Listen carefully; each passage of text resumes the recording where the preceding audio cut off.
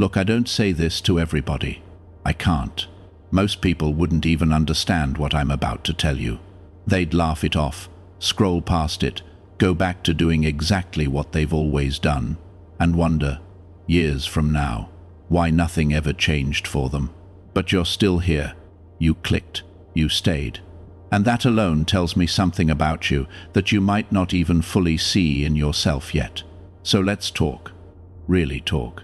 There's something happening to a very specific type of person right now. Not everyone. Not even most people. Just a rare few. And if you've ever had this quiet, nagging feeling deep in your chest like you were meant for something bigger, like you don't quite fit in where you are, like you're watching everyone around you play a game that somehow never felt like yours, then what I'm about to say is going to hit you differently than anything you've heard before. Because you're not confused. You're not broken. You're not behind. You're early. And that's the most terrifying thing in the world to be, because nobody tells you that's what's happening. The world around you is built for people who follow the script. Wake up, work, consume, sleep, repeat, and there. Is nothing wrong with those people. They're playing a game that makes sense to them. But you've never been able to fully commit to that game, have you? There's always been this voice, this pull, this almost uncomfortable awareness that there's more, that you are more, and you just haven't figured out exactly what to do with that feeling yet. That feeling isn't random. That feeling is data.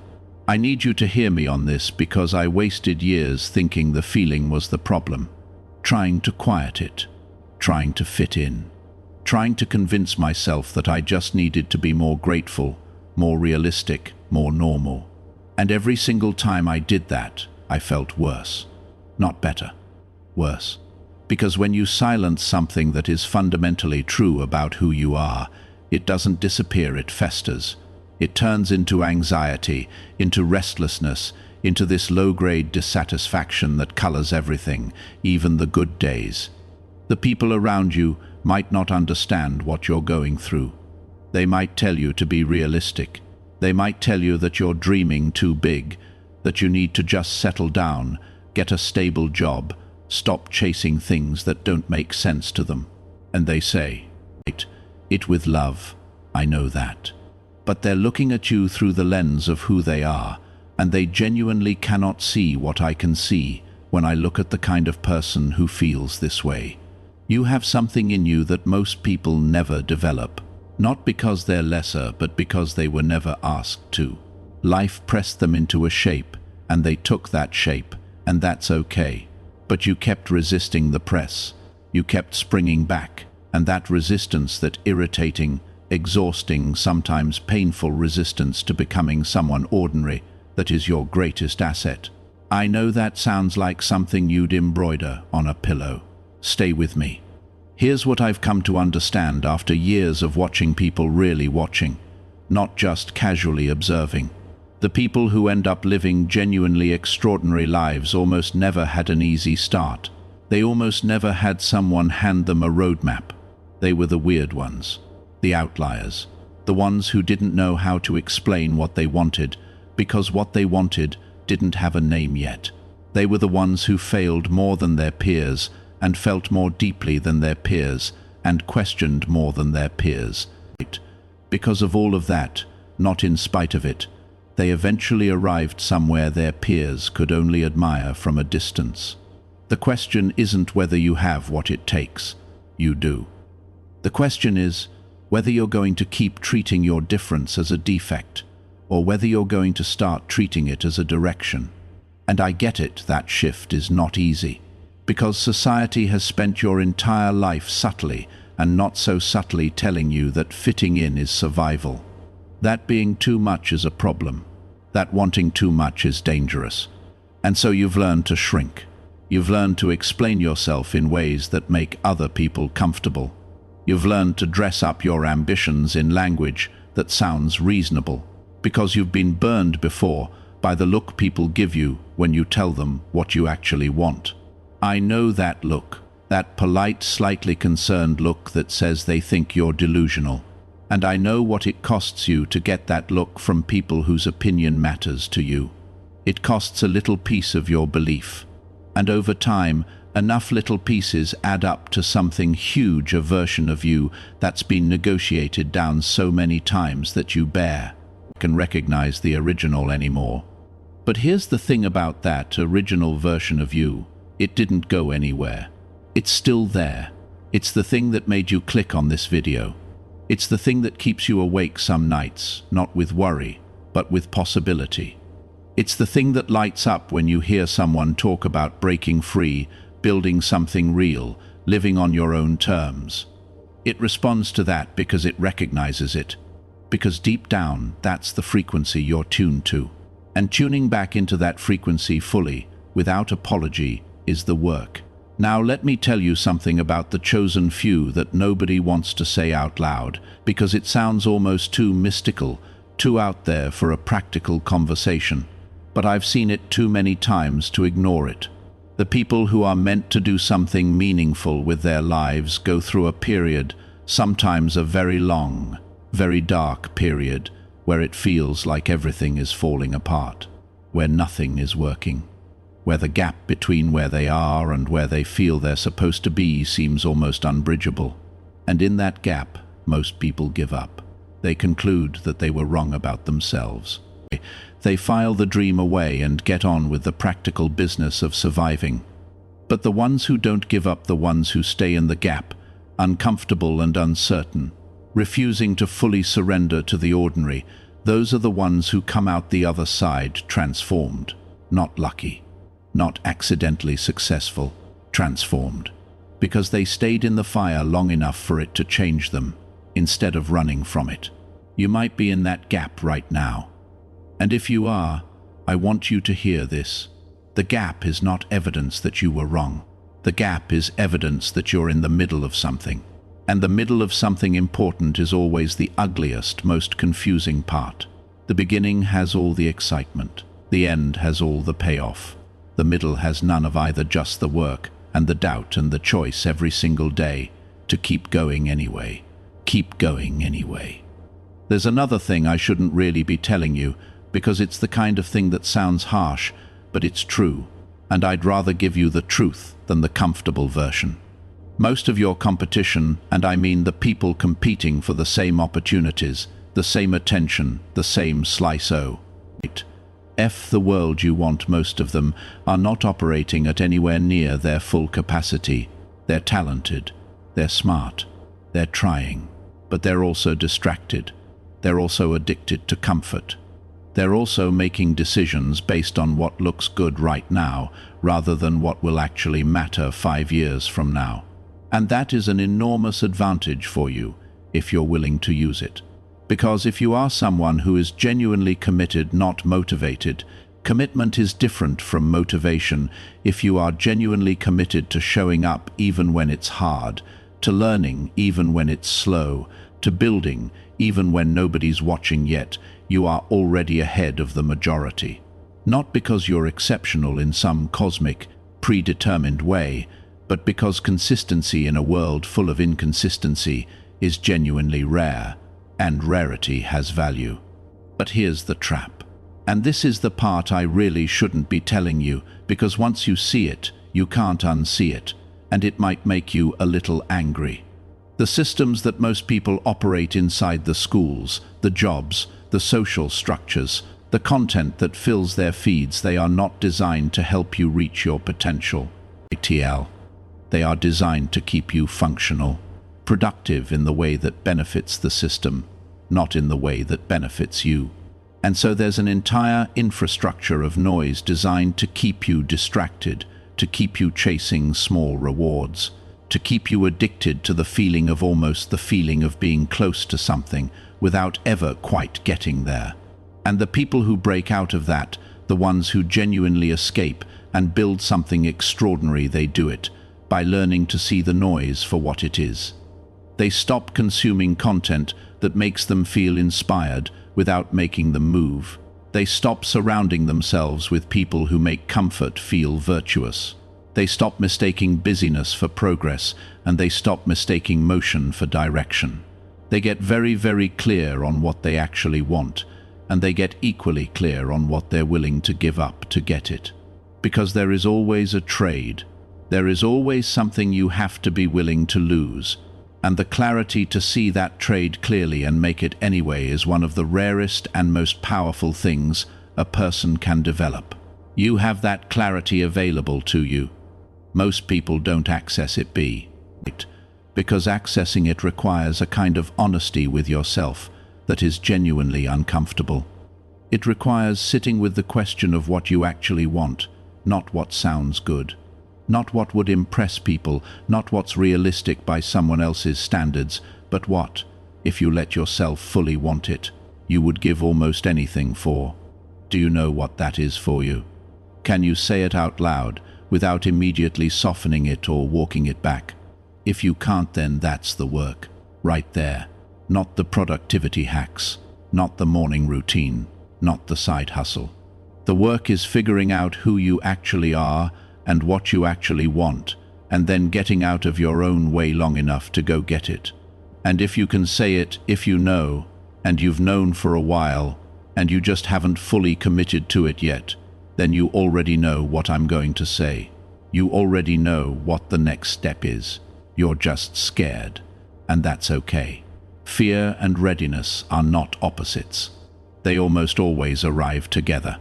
Every person who has ever done something meaningful has done it while being afraid. The courage wasn't the absence of fear, it was the decision that the fear was worth it. You are worth it.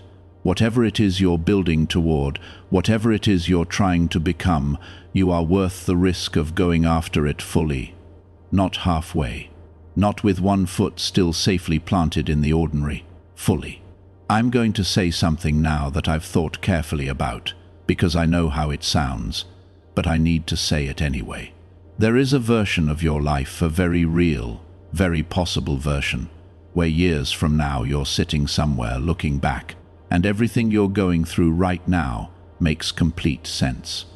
Where the struggles were necessary, and the confusion was useful, and the gap you're currently standing in was exactly where you needed to be. That version of your life is available to you. It's not guaranteed. Nothing is. But it is genuinely actually possible, and the gap between possible and real is closed by one thing and one thing only. Decision, not a feeling, not a sign, not the right timing or the right conditions or the right amount of money or the right level of confidence. A decision, the kind you make not because everything is perfect, but because you've decided that who you're becoming is more important than how comfortable you feel right today. That decision is yours to make. Nobody can make it for you. Nobody can give you the courage to make it. What I can tell you, what I really, genuinely should not be telling you, because it gives you all the power and removes every excuse, is that you already have everything you need to make it. You always did. The question was never whether you were capable. The question was whether you were going to stop waiting for permission to be what you already are. Stop waiting. The world doesn't need another version of someone it's already seen. It needs the version of you that stopped shrinking. The version that stopped apologizing for wanting more. The version that decided that whatever it costs to live fully, to really, actually, deeply live, is worth paying. That's the version I'm talking to right now. And I think, somewhere underneath everything, you already know it's who you are. So go be it. Whatever happens next, go be it. Now, I want to slow down for just a second, because I realize everything I've said so far has been building towards something, and I don't want to leave you without being completely honest about what that something actually looks like in real life. See, here's the part most people skip over, the part where inspiration has to become architecture. Feeling this, resonating with this, getting that fire in your chest when I talk about not shrinking, not waiting, not playing small. That part is easy. That part is free. That part happens in a 15-minute video, and it feels real and it feels powerful. And for a few hours, maybe even a few days, you carry it with you. And then the feeling fades. And you're back in the same room, the same routine, the same life, and the gap between who you felt like in that moment and who you actually are on a Tuesday morning when your alarm goes off and nothing is different feels unbearable. And that's where most people lose it. Not because they weren't serious, not because they didn't mean it, but because they treated the feeling as the destination when the feeling was only ever supposed to be the fuel.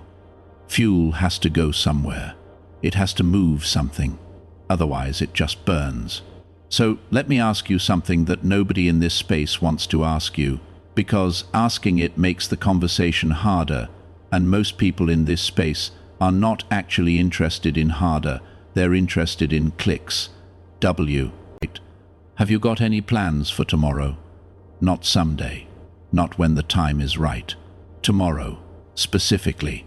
What is one thing, one concrete, small, unglamorous thing that the version of you I've been talking about would do, that the current version of you has been putting off? Because that thing, whatever it is the actual test. Not how this video makes you feel. Not how many times you re-watch it. Not how many notes you take, or how many people you share it with. The test is whether you do the thing. Whether you make the call, write the first line, send the email, wake up an hour earlier, close the tab that's been draining you, open the one you've been afraid of.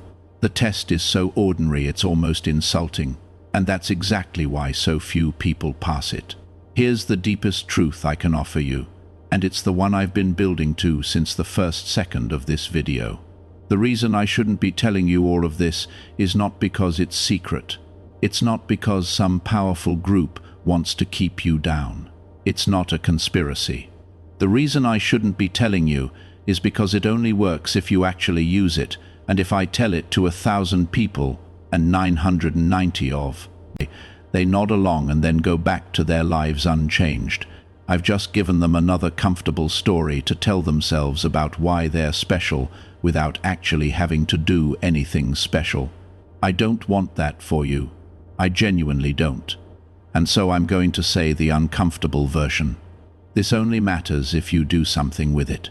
The knowing is worthless without the doing. Inspiration without action is just entertainment. And you are not here to be entertained, you are here because something in you is trying to wake up. And the only way to honor that is to let it. You've been given something rare, a mind that questions, a hunger that doesn't go away. An awareness that there is more depth, more meaning, more possibility than the version of life most people around you seem satisfied with. That's a gift, but gifts have to be opened. And opening this one is going to require you to be uncomfortable consistently for longer than feels fair.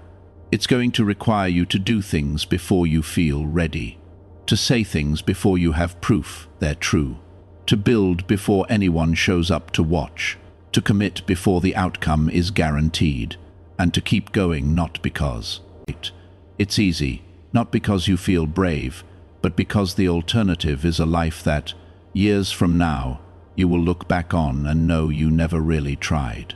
That's the thing people don't talk about enough. Not failure. Failure is fine. Failure is feedback. The thing that actually breaks people, the thing that lives in you as a wound that never quite heals, is regret. The specific, quiet, devastating knowledge that you had it in you and you didn't go. That you were standing at the edge of something real and you turned back because it was hard, because it was scary, because it wasn't guaranteed. Don't let that be your story. You're here. You're watching this. You're the kind of person who looks for something deeper, who asks bigger questions, who hasn't given up on the version of life that actually means something. That matters. That's real. And the fact that you can't always see the path doesn't mean there isn't one. It just means you're going to have to build it as you walk. So here is my final word to you, the one I want you to carry out of this video and into the actual texture of your actual life. Stop waiting to feel ready. Stop waiting for the sign.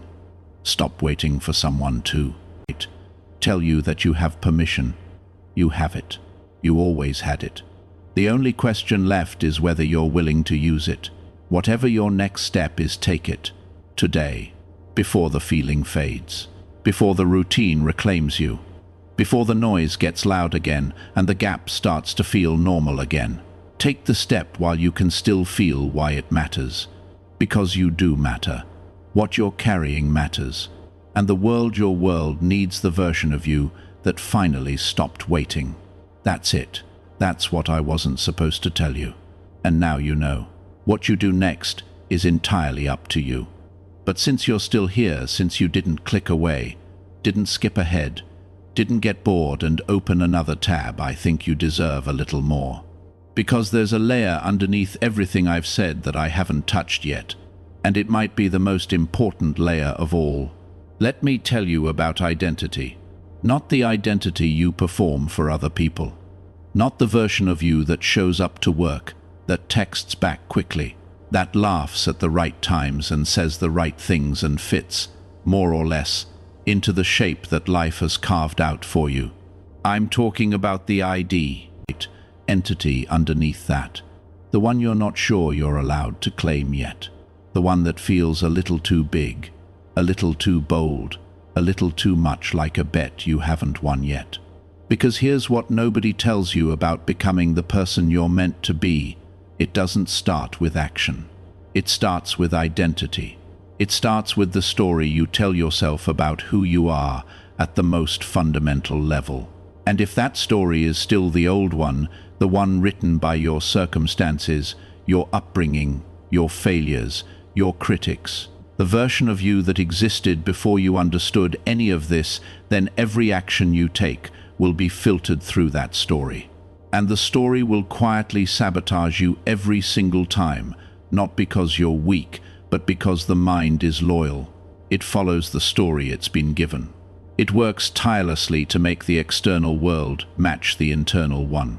This is why people can know exactly what they need to do and still not do it.